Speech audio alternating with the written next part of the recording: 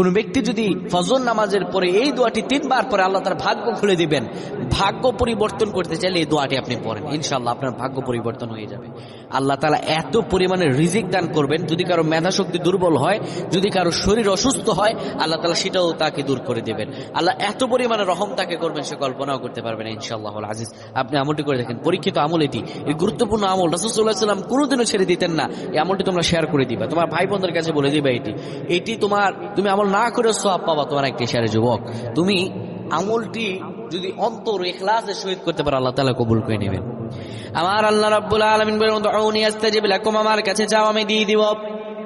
কোন ব্যক্তি যদি ফজর নামাজের পরে এই দোয়াটি 3 বার পরে, যেটি রাসূলুল্লাহ কখনো ছেড়ে দিতেন না, আল্লাহুম্মা ইন্নী আসআলুকা ইলমান নাফিয়া ওয়া রিজকান তাইয়্যিবা ওয়া আমালান মুতাকাব্বালা, ওয়া আল্লাহুম্মা ইন্নী আসআলুকা ইলমান নাফিয়া, আল্লাহ আপনি আমার উপকারী ইলম দান করেন।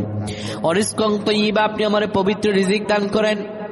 ওয়া আমালান মুতাকাব্বালা, আমার আমলগুলো আপনি কবুলকারী আমল হিসাবে কবুল করে নেন।